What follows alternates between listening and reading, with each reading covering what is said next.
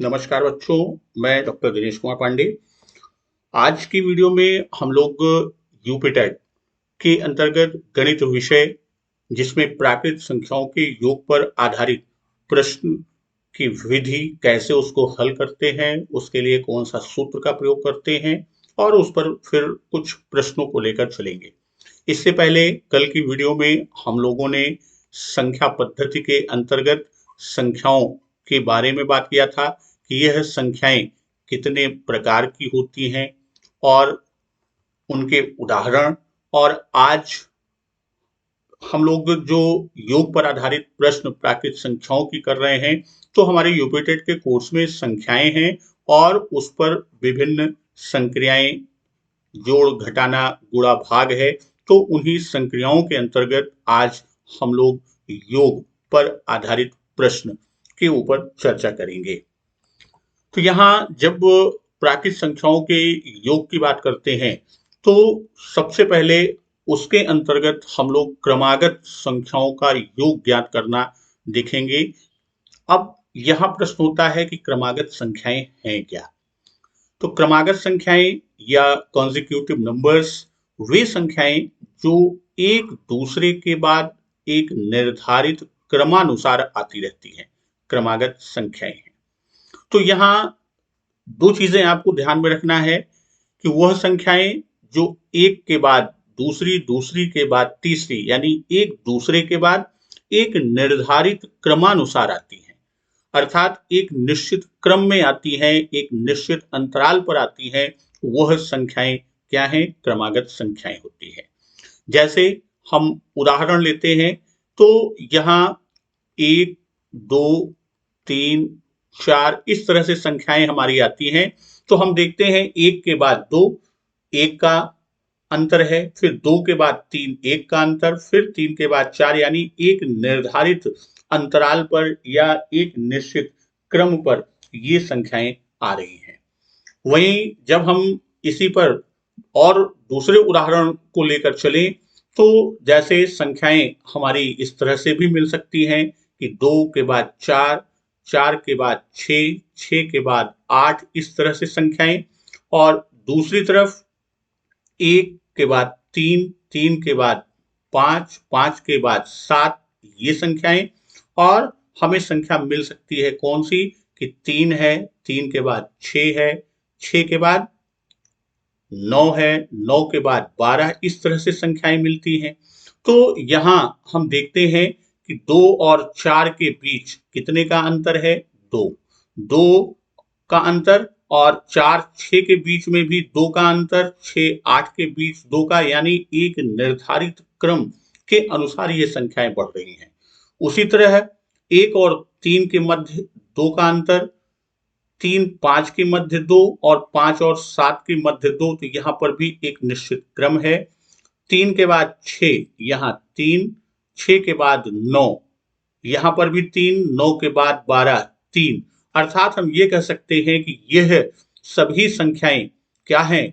एक निश्चित क्रम से आ रही हैं, निश्चित क्रम में ये संख्याएं आ रही हैं। तो इसलिए इन संख्याओं को हम क्या कह सकते हैं? इन संख्याओं को हम क्रमागत संख्याएं कह सकते हैं।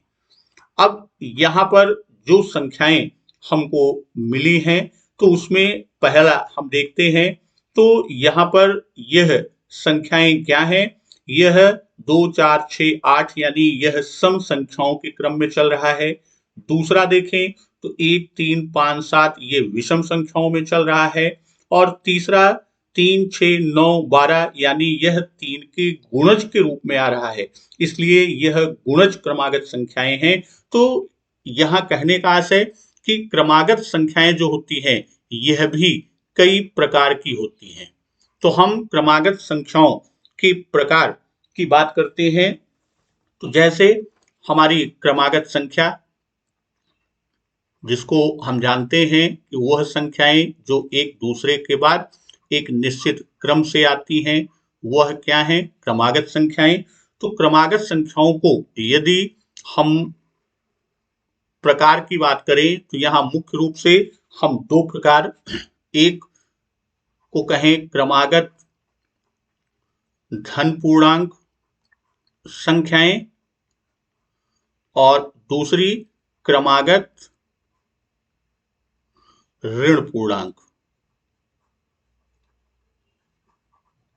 क्रमागत धन पूर्णांक और क्रमागत ऋण पूर्णांक। अब क्रमागत धन पूर्णांक में भी दो आपके आते हैं। धन पूर्णांक में एक क्रमागत धन पूर्णांक में सम क्रमागत धन पूर्णांक और एक आपका विषम क्रमागत धन पूर्णांक। उसी तरह हम किस में बात कर रहे हैं? ऋण पूर्णांक में। तो ऋण पूर्णांक में सम क्रमागत ऋण पूर्णांक और विषम क्रमागत ऋण पूर्णांक, ये संख्याएं हैं। अब इन संख्याओं में यदि हम देखें तो क्रमागत धन पूर्णांक है तो 1, 2, 3, 4 इस तरह से संख्याएं बढ़ती हैं। ऋण पूर्णांक हैं तो ऋण 1, ऋण 2, ऋण 3 इस तरह से संख्याएं, ये क्रमागत ऋण पूर्णांक के उदाहरण बनेंगे। क्रमागत धन सम पूर्णांक की बात करते हैं तो ये 2, 4, 6 इस तरह से संख्याएं बढ़ेंगी। और विषम क्रमागत धन पूर्णांक में 1, 3, 5 इस तरह से संख्याएं इनके उदाहरण होंगी। वहीं ऋण पूर्णांक सम की बात करेंगे तो यहाँ पर ऋण 2, ऋण 4, ऋण 6 ये आपकी क्रमागत सम ऋण पूर्णांक के उदाहरण बनेंगे। और विषम क्रमागत ऋण पूर्णांक में ऋण 1, ऋण 3, ऋण 5 इस तरह से संख्याएं जो आएंगी यह हमारी क्या होंगी?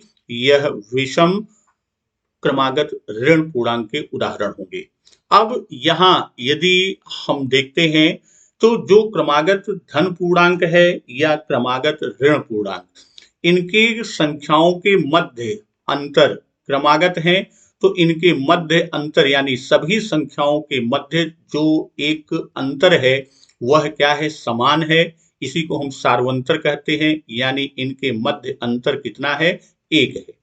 उसी तरह सम और विषम, इनके मध्य जब हम अंतर की बात करते हैं किन्हीं दो संख्याओं के मध्य, तो यहाँ पर भी 2 है और यहाँ पर भी 2। उसी तरह ऋण पूर्णांक के सम और विषम में तो इनके मध्य अंतर संख्याओं के, तो यहाँ पर भी 2 का है और यहाँ पर भी 2 का। तो कहने का यहाँ आशय जो है वो कि क्रमागत सम या विषम संख्याओं के बीच, यहाँ क्रमागत सम और विषम संख्याओं के बीच, अब वह क्रमागत संख्या जो है, क्रमागत संख्या चाहे वह सम हो या विषम हो, इनके मध्य अंतर कितना होता है? इनके मध्य अंतर हमेशा 2 का होता है। वहीं दो क्रमागत संख्याओं की जब हम बात करते हैं और वह प्राकृतिक क्रमागत संख्याएं, वह ऋण या धन हो, क्रमागत धन पूर्णांक हो या ऋण पूर्णांक हो, तो इनके मध्य अंतर कितना होता है? इनके मध्य अंतर सदैव 1 होता है। तो यहाँ इसी तरह एक और क्रमागत का रूप हमको मिलता है। वह क्रमागत का रूप जो है जिसे हम कहते हैं कि गुणज क्रमागत संख्याएं। क्रमागत संख्याओं में एक रूप और मिलता है, गुणज क्रमागत संख्याएं। तो गुणज क्रमागत संख्याओं की जब हम बात करते हैं तो इसका आशय क्या होता है कि किसी संख्या की गुणज संख्याएं। गुणज क्रमागत संख्या क्या है? किसी संख्या की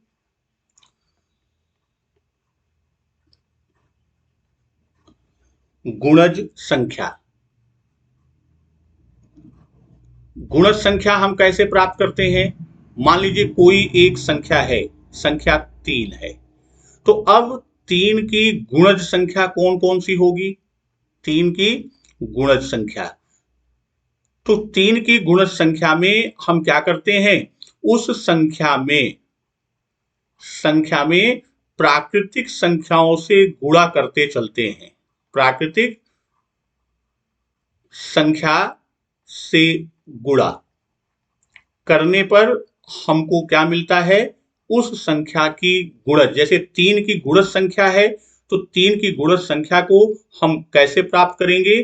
तो 3 की गुणज संख्या की बात करें तो यहां हमको मिलेगा 3 गुणे 1 पहली संख्या, 3 गुणे 2 दूसरी संख्या, 3 गुणे 3 तीसरी संख्या। इसी तरह हम आगे इसको प्राप्त करते हैं और यह संख्याएं मिल जाएंगी 3, 6, 9, आगे बढ़ते जाएंगे 12, 15।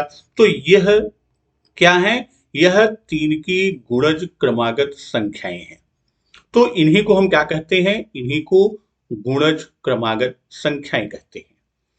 अब जब हम देखते हैं कि जो हमारी क्रमागत संख्या है, तो क्रमागत संख्या में हम प्राकृत संख्याएं, सम संख्या, विषम संख्या या गुणज से हमको एक श्रृंखला मिलती है। तीनों प्रकार से, जैसे हम बात करते हैं कि चाहे वह हमारी कौन सी संख्या हो, हमारी प्राकृत संख्या हो या सम संख्या हो या विषम संख्या हो या गुणज संख्या हो, तो इन तीनों में हमको क्या मिलती है? इन तीनों में एक श्रृंखला बनती है। यानी यहां पर क्या होता है? संख्या की श्रृंखला हमको मिलती है। तो जो श्रृंखला बनती है, और यहां होता क्या है कि श्रृंखला में एक चीज ये विशेष आपको लोगों को पता होगा कि अंतर जो है निकटवर्ती संख्याओं का सदैव समान होता है। इसमें जो निकटवर्ती संख्याएं हैं, श्रृंखला में निकटवर्ती संख्या जो होती है उसमें क्या होता है? उसमें अंतर समान होता है और इसी समान अंतर को ही हम क्या कहते हैं? इसी समान अंतर को हम सार्वंतर कहते हैं। यानी सर्व अंतर, सब जगह एक समान जो अंतर होता है उसी को हम सार्वंतर कहते हैं। तो यहां सार्वंतर, अब मान लीजिए कोई भी श्रृंखला है, उस श्रृंखला में जो भी हमारी संख्याएं हैं, तो संख्याएं हमें पता नहीं है, तो हम ये मानते हैं कि n प्राकृतिक संख्या है, n सम संख्याएं हैं, n विषम है या गुणज है। तो इसके लिए दो सूत्र का प्रयोग होता है। यहां दो चीजें हमें पता करनी होती हैं। वह दो चीजें क्या हैं? कुल संख्याओं की संख्या, कुल संख्याओं की संख्या, और दूसरा जो है वह हमें पता करना होता है कि सभी संख्याओं का योग। दूसरा जो है वह क्या है? सभी संख्याओं का योग। तो यहां दो चीजें हैं।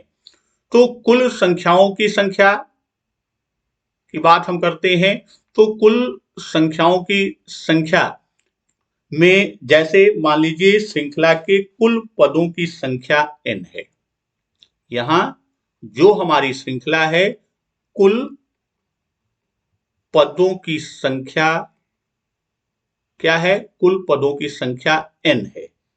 और यहां जब हमें कुल पदों की संख्या ज्ञात करना होता है, तो यानी n को ज्ञात करना होगा, तो n बराबर जो सूत्र का प्रयोग करते हैं वह क्या है? अंतिम संख्या ऋण प्रथम संख्या। सूत्र में आप लिखेंगे क्या? अंतिम संख्या, अंतिम संख्या ऋण प्रथम संख्या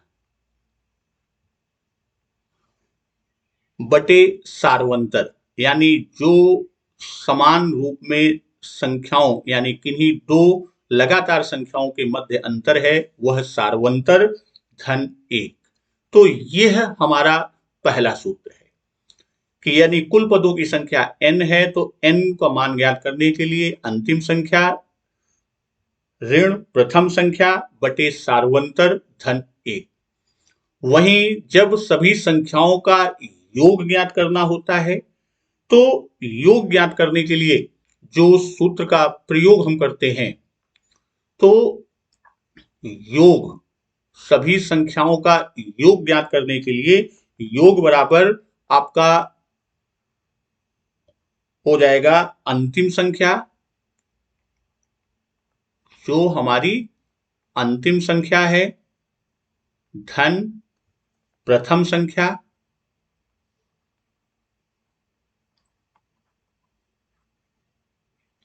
बटे 2 और गुणे n।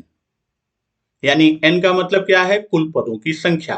तो ये दो सूत्र हमारे लिए जब भी हमें क्रमागत संख्याओं के योग पर आधारित प्रश्न को ज्ञात करना होगा, तो हमको इन्हीं दो सूत्रों का प्रयोग करना होगा। पदों की संख्या अंतिम संख्या ऋण प्रथम संख्या बटे सार्वंतर धन 1, और योग का सूत्र ज्ञात करने के लिए अंतिम संख्या धन प्रथम संख्या बटे 2 गुणे n। तो यहां पदों की संख्या में अंतिम संख्या में से प्रथम संख्या को माइनस करके सार्वंतर से भाग देके 1 जोड़ेंगे, और योग के लिए अंतिम संख्या और प्रथम संख्या का योग कर 2 से भाग देकर n से यानी पदों की संख्या से गुणा करेंगे। तो ये था हमारा। अब इस पर आधारित हम प्रश्नों को लेकर चलते हैं कि अभ्यास हमारा हो जाए। जैसे पहला प्रश्न है कि 1 2 3 4 5 डॉट डॉट 60 तक की संख्याओं का योग ज्ञात कीजिए। अब यहां पर जैसे ये तो आपको मालूम है 1 से 60 लगातार है, तो यहां हमें n का मान यानी पदों की संख्या, इसमें सामान्य तौर पर हमें ज्ञात हो जा रहा है कि पदों की संख्या n बराबर कितना है? 60 है। और यदि यही बीच से कोई संख्या ली जाए तो वहां पदों की संख्या ज्ञात करने में दिक्कत हो सकती है, तो उसके लिए हम सूत्र का प्रयोग कर लेंगे। तो सूत्र पदों की संख्या, जैसे इसी में हम उदाहरण ले रहे हैं, तो पदों की संख्या n हमको ज्ञात करना है, तो n बराबर अंतिम संख्या 60 ऋण प्रथम संख्या 1 बटे सार्वंतर, सार्वंतर कितना है? 1, और फिर क्या करना है? धन 1। तो अब इसका मान आप देखेंगे तो ये 60 में से 1 जाएगा 59 बटे 1 यानी 59 धन 1 बराबर 60। यानी हमें n का मान 60 वैसे भी सामान्य तौर पे यहाँ इस प्रश्न में हम देख लिए, लेकिन नहीं मालूम है, नहीं जान सकते ऐसे, तो हम सूत्र से n का मान यानी पदों की संख्या ज्ञात कर लेंगे। अब हमें ज्ञात क्या करना है? अब हमें ज्ञात करना है इनका योग। तो योग का सूत्र हम लोग जानते हैं, सभी संख्याओं के योग का जो सूत्र है वह आपका क्या है? अंतिम संख्या,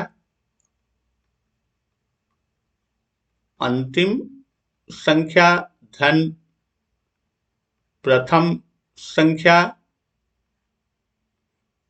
गुणे n बटे 2। तो अब यहां पर आपको मान मालूम है। अंतिम संख्या कौन सी है? अंतिम संख्या 60 है, तो 60 फिर धन 1 प्रथम संख्या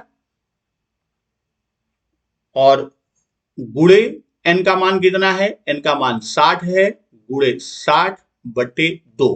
तो अब इसको आप हल कर लेंगे, तो 60 1 61 गुणे 60 बटे 2, तो ये 2 काट दीजिए 2 से, तो ये ऊपर आ गया 30, यानी 61 गुणे 30, और इसका आप गुणा कर देंगे तो 0 3 का एक बार जाएगा 3, और 3 को 6 बार गुणा करेंगे तो 1830। तो हमारा उत्तर जो है वो क्या आ गया? हमारा उत्तर यानी 1 से लेकर यानी 1 2 3 4 से लेकर 60 तक की संख्याओं का योग कितना है? इसका योग 1830 है। तो यहां हम सीधे इसको सरल रूप में ये संख्या का पद यहां सीधे मालूम हो जाता है। मान लीजिए नहीं मालूम होता तो हम सूत्र से ज्ञात कर लेते हैं और फिर योग के सूत्र पर इसको हल कर लेते हैं। दूसरा प्रश्न 21, 22, 23, 75 संख्याओं का योग ज्ञात कीजिए। अब यहां आप देखेंगे कि यह जो संख्याएं दी गई हैं 21, 22, 23 से लेकर 75 तक की जब हम बात करते हैं तो इसमें आप देखेंगे कि यह संख्या 21 है।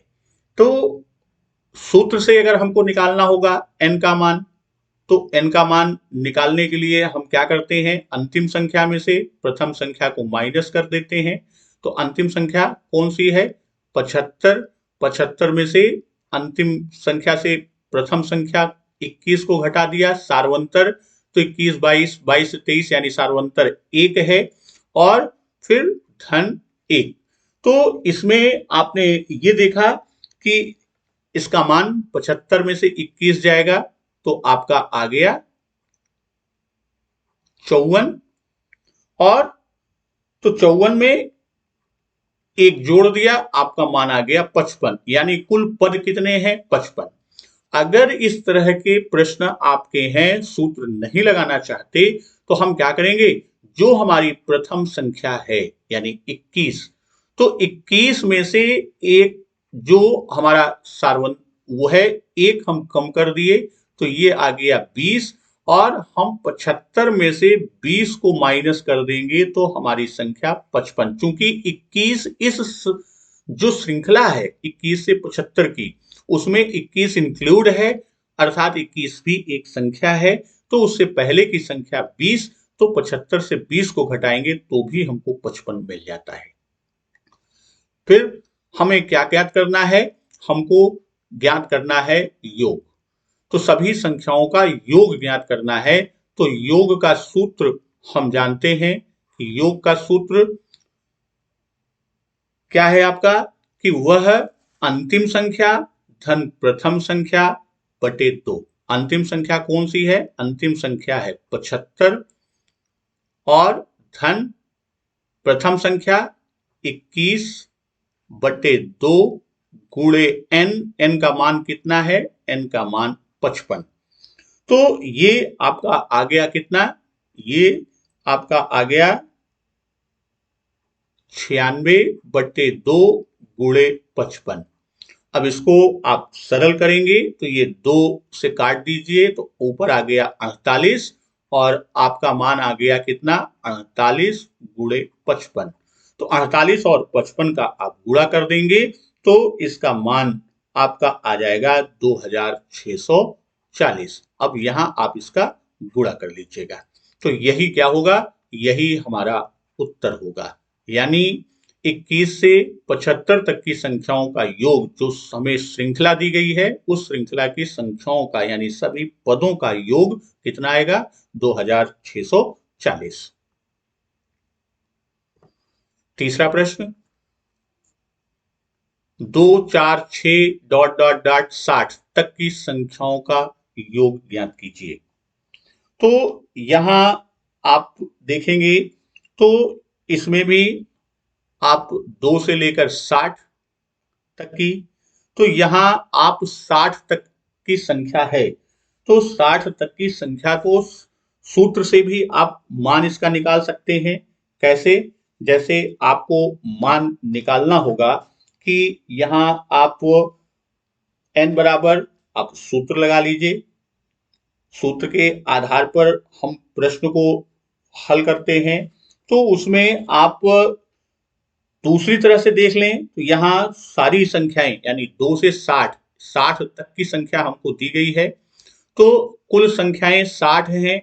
अब यहाँ सम संख्याएं हैं सभी 2, 4, 6, तो 60 तक की संख्याओं में 30 सम संख्याओं की संख्या कितनी होगी, सम संख्याओं की संख्या 30 होगी और विषम संख्याओं की संख्या कितनी होगी, 30 होगी। यानी 1 के बाद 2, फिर 3, फिर 4, 5, 6। तो हम ऐसे भी सामान्य रूप में लगा सकते हैं कि सम संख्याओं की संख्या कितनी है, 60 तक 30 और विषम की 30 है। और यहाँ प्रश्न क्या है हमारे पास, श्रृंखला सम संख्या की। इसी को हम सूत्र से भी निकाल के देख सकते हैं इस सूत्र से इसको हम कैसे निकालते हैं। तो सूत्र n बराबर आप जानते हैं कि अंतिम संख्या कौन सी है, 60 ऋण 2 बटे सार्वंतर 2 से 4, 4 से 6, यानी यहां पर दो संख्याओं के मध्य अंतर कितना है, 2। तो हमने बटे 2 किया और फिर हमारा कितना आया, धन 1। तो अब यहां आप देखेंगे 60 में से 2 आपका गया, 58 बटे 2 धन 1। तो 2 से भाग देंगे तो 2 का 2 बार जाएगा, 1 बचा 8, 9 बार यानी 29 धन 1। तो ये हमारा कितना आया, 30। अब देखिए यहां पर भी 30 है और यहां पर भी 30, हमने सूत्र से भी निकाला और सामान्य रूप से भी। अब यहां पर हमको क्या ज्ञात करना है, सभी संख्याओं का योग। तो योग का सूत्र हम जानते हैं कि अंतिम संख्या धन प्रथम संख्या। तो अब अंतिम संख्या और प्रथम संख्या है, तो अंतिम संख्या आपकी कितनी है, 60 धन 2 बटे 2 और गुणा किससे करना है, संख्याओं से, तो गुणे 30। तो आपका कितना आ गया, 62 बटे 2 गुणे 30। तो अब इसको आप सरल कर देंगे तो 2 से, तो ये 31 आएगा, 2 से काटने पर तो संख्या आपका आएगा 31 गुणे 30 और इसको आप गुणा कर दें तो 0, 3 का एक बार 3, 3 का 3 बार गुणा करेंगे 9। तो हमें इन संख्याओं का योग कितना प्राप्त हुआ, यानी जो श्रृंखला 2, 4, 6 से लेकर 60 तक की है उनके सभी पदों का योग कितना है, 930। और यही हमारा उत्तर होगा। इसके बाद अगला प्रश्न देखते हैं कि 28, 30, 32 से होते हुए 80 तक की संख्याओं का योग ज्ञात करना है। तो ये आपका जो प्रश्न है इसमें भी अगर आप देखेंगे तो यहां 80 है, 80 और ये आपका कौन सा है, अंतिम संख्या 80 और पहली संख्या 28 है। तो 80 भी सम्मिलित है आपकी। तो यहां पर आप क्या करेंगे, एक संख्या कम करके आधा कर देंगे। तो यहां 28 से लेकर और 80 तक को देखेंगे, 28 में से 80 में से हमने 27 को घटाया तो ये संख्या कितनी आपकी आएगी, तो ये संख्या आपकी यहां से 10 में से 7 गए 3 और 7 में से 2 कितना जाएगा, ये आपका 53। तो अब इसमें सभी संख्याएं हैं सम और विषम, क्योंकि 28 के बाद 30, 32 यानी सम संख्याओं का है। तो अब यहां इसका बटे 2 आप करेंगे तो आप ये देखेंगे तो ये है 26.5 आ रहा है। अब यहां एक चीज ये ध्यान रखिए, अगर 27 से हमने शुरू किया होता तो ये आपका 27 आता, क्योंकि 28 पहली सम संख्या है इसलिए इसमें सम संख्या कितनी हो जाएगी, सम संख्या आपकी 27 हो जाएगी और विषम संख्या कितनी हो जाएगी, विषम संख्या 26 हो जाएगी, क्योंकि टोटल 53 संख्याएं हैं। तो यहां सम संख्याओं का है तो हमको n का मान ऐसे भी मालूम हो गया कितना, 27, या हम सूत्र से भी n का मान ज्ञात कर लेते। ऐसे नहीं ज्ञात होता तो हम n का मान सूत्र के माध्यम से, जैसे पूर्व के प्रश्न में हल किया, हम उससे उसका मान ज्ञात कर लेते हैं। और फिर हमको ज्ञात क्या करना है, हमको ज्ञात करना है योग, यानी संख्याओं का योग। तो योग का सूत्र हम जानते हैं, योग बराबर अंतिम संख्या धन प्रथम संख्या। तो यहां आपका योग जो आएगा वह क्या हो जाएगा, 80 धन 28 बटे 2 गुणे, अब आपकी सम संख्याएं कितनी है, 27, यानी n का मान कितना है 27, तो गुणे 27, तो इसका मान कितना हो गया 108 बटे 2 गुणे 27 और ये आपका कितना हो गया 2 से काटेंगे तो 5 4 54, तो 54 गुणे 27 और इसका मान आप निकाल लेंगे तो इसका मान आप ज्ञात करेंगे तो ये आएगा 1458। इसका आप गुणा कर लीजिएगा, यही हमारा क्या होगा, यही 28, 30, 32 से होते हुए 80 तक की संख्याओं की जो श्रृंखला है, उस श्रृंखला की सभी पदों का योग हमारा यही उत्तर होगा। कितना? 1458। इसके बाद एक प्रश्न और हम लेके चलते हैं जो गुणज पर आधारित है। 3 के प्रथम 10 गुणज ज्ञात कीजिए। यहां आपका जो प्रश्न है कि 3 के 10 प्रथम 10 गुणज, और गुणज में हमने बात किया था कि इसमें आप गुणज ज्ञात कीजिए और फिर उनका योग ज्ञात कीजिए। फिर उनका क्या करेंगे, उनका योग ज्ञात करें। तो अब यहां प्रथम 10 गुणज हैं और हमने बताया था कि 3 के गुणज को हम कैसे ज्ञात करते हैं, उनसे हम प्रथम प्राकृतिक 10 संख्याओं से गुणा करते हैं। तो वो संख्याएं हमारी जैसे 3 गुणे 1, 3 गुणे 2, 3 गुणे 3 डाट डाट डाट आपके क्या हो जाएंगे, 3 गुणे 10। तो यहां पर आप देखेंगे तो जो गुणज आपके आएंगे वो क्या होंगे, 3, 6, 9, 12 डॉट डॉट डॉट आपके 30। ये आपके 3 के 10 गुणज बनेंगे। अब इन गुणजों का योग हमको ज्ञात करना है। तो इनका योग ज्ञात करने के लिए ये हमारी श्रृंखला बन गई। अब इसी श्रृंखला में वही सूत्र हमारा योग का लगेगा कि अंतिम संख्या कौन सी है, 30। 30 धन 3 बटे 2 और गुणा n का मान कितना है, ये प्रथम 10 गुणज दिया गया है तो यही क्या है हमारा n है, तो गुणे 10। अब इसको आप हल कर लीजिए तो ये कितना हो गया, 30 3 33 बटे 2 गुणे 10, तो 2 काट दीजिए 10 को तो 5, तो ये आ गया 33 गुणे 5। तो आपका उत्तर कितना आएगा, 5 से गुणा कर दीजिए, 5 का 3 बार ले जाएंगे 15, 1 हासिल, और 15 1 16 165। तो ये हमारा क्या है, यही हमारा 3 के प्रथम 10 गुणज का योग जो है यही हमारा उत्तर होगा। तो दोस्तों आज हम लोगों ने संख्याओं के योग पर आधारित प्रश्नों के अंतर्गत आज क्रमागत संख्याओं का योग कैसे ज्ञात करेंगे, क्रमागत संख्याओं में कुल संख्याओं की संख्या और श्रृंखला के सभी पदों की संख्याओं का योग कैसे ज्ञात करेंगे, इस पर हम लोगों ने अध्ययन किया। और अब नेक्स्ट क्लास में हम लोग बात करेंगे कि अगर जोड़ी गई संख्याओं में से कोई संख्या ज्ञात है तो हम उनमें से कैसे ज्ञात करेंगे कि 3 क्रमागत सम संख्या का योग मालूम हो तो उसकी बीच वाली संख्या, पहली संख्या, आखिरी संख्या या तीनों संख्याएं हम कैसे ज्ञात करेंगे, इसके बारे में हम अगली वीडियो में बात करते हैं। धन्यवाद। वंदे मातरम।